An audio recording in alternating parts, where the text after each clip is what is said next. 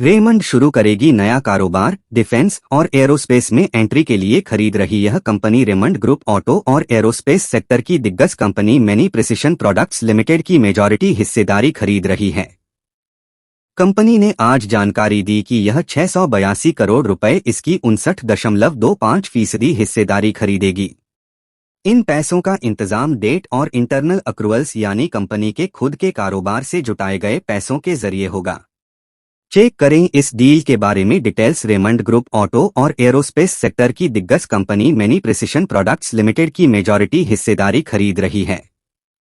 Company ने आज जानकारी दी कि यह 682 करोड़ रुपए इसकी 59.25% हिस्सेदारी खरीदेगी। इन पैसों का इंतजाम डेट और इंटरनल अक्रूवल्स यानी कंपनी के खुद के कारोबार से जुटाए गए पैसों के जरिए होगा। इस खरीदारी के दम पर रेमंड के मौजूदा इंजीनियरिंग कारोबार को और मजबूती मिलेगी। इसकी उभरते सेक्टर्स एरोस्पेस, इलेक्ट्रिक व्हीकल्स और डिफेंस में दमदार उपस्थिति सुनिश्चित होगी। नए कारोबारी सेगमेंट में एंट्री के ऐलान पर रेमंड के शेयर बीएसई पर करीब 5% उछलकर 1904.75 रुपए पर पहुंच गए।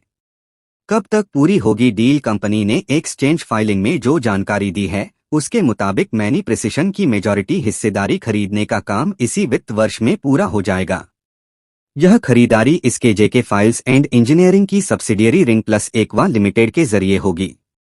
खरीदारी के बाद रेमंड जेके फाइल्स, रिंग प्लस एक्वा और मैनी प्रिसिशन के कारोबार को मिलाकर एक नई सब्सिडियरी बनाएगी। इस नई कंपनी में रेमंड की हिस्सेदारी 66.3% होगी और इसका फोकस प्रिसिशन इंजीनियरिंग प्रोडक्ट्स पर होगा। किसके हाथों में होगी नई कंपनी की कमान? रेमंड जो नई सब्सिडियरी तैयार करेगी उनका वित्त वर्ष 2023 में कंसोलिडेटेड रेवेन्यू 1600 करोड़ रुपए था और एबिटडा भी प्रोफॉर्मा 220 करोड़ रुपए था। जो नई कंपनी बनेगी उसके कंसोलिडेटेड इंजीनियरिंग बिजनेस की कमान मैनी प्रिसिशन के फाउंडर गौतम मैनी संभालेंगे। इनके कंसोलिडेटेड बिजनेस की बात करें तो ये एरोस्पेस, डिफेंस, ऑटो और इंडस्ट्रियल बिजनेसेज के टॉप वैश्विक ओईएमएस ओरिजिनल इक्विपमेंट मैन्युफैक्चरर्स और टियर 1 मैन्युफैक्चरर्स को माल सप्लाई करती हैं। मैनी प्रिसिशन का कारोबार काफी डाइवर्सिफाई है और इसके देश भर में 11 प्लांट्स हैं। वित्त वर्ष 2023 में इसे 750 करोड़ रुपए का रेवेन्यू हासिल हुआ था जिसमें 70% निर्यात की हिस्सेदारी थी।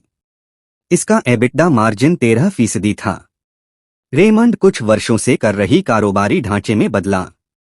रेमंड अपने कारोबारी ढांचे में कुछ वर्षों से बदलाव कर रही है। इस साल की शुरुआत में इसने अपने कंज्यूमर केयर बिजनेस को गोदरेज को बेच दिया।